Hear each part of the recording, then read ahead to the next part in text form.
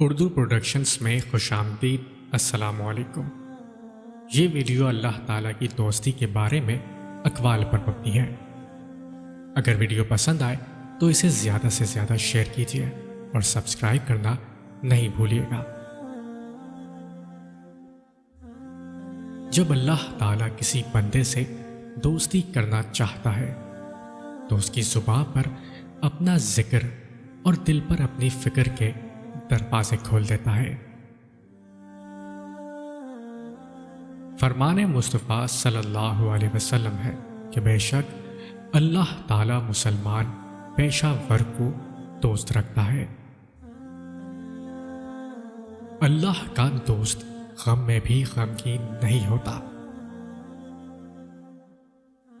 جن کے اخلاق عمدہ ہیں ان کی صحبت تلاش کرو، لازم نہیں جس کے ارد گرد لوگ جمع ہو وہ اللہ کا دوست بھی ہو، مداری بھی تو لوگ جمع کر لیتے ہیں۔ اللہ سے دوستی کے بعد پھر ایک وقت آتا ہے جب آپ کو تنہائی سے ڈر نہیں لگتا، اکیلے رہنا برا نہیں لگتا، آنکھ میں سے لوگوں کی وجہ سے آنسو نہیں گرتے، ہونٹوں پر ہر وقت مسکراہٹ رہتی ہے۔ ہم سے کوئی بات کرے یا نہ کرے دل مطمئن رہتا ہے۔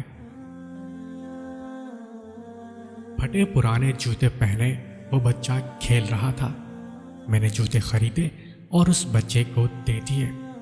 وہ کہنے لگا کہ انکل کیا آپ اللہ ہیں؟ میں نے کہا نہیں بیٹا، اس طرح نہیں بولتے۔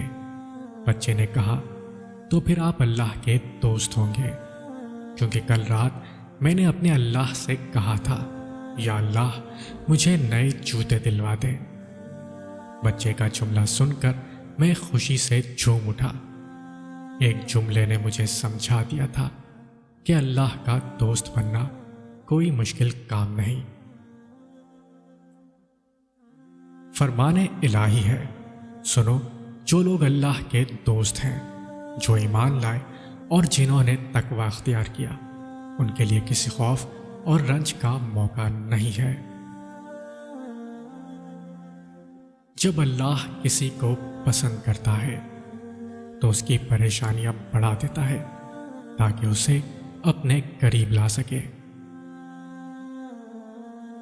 حضرت عمر فاروق رضی اللہ عنہ فرماتے ہیں، سخی خدا کا دوست ہے چاہے فاسق ہو، اور بخیل خدا کا دشمن ہے چاہے زاہد ہو۔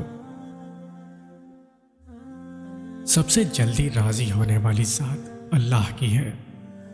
ہماری ندامت کا ایک آنسو اسے ہمارا بہت قریبی دوست بنا دیتا ہے، اور جس کا سب سے قریبی دوست اللہ ہو تو اس کا کوئی بھی کام کیسے رک سکتا ہے؟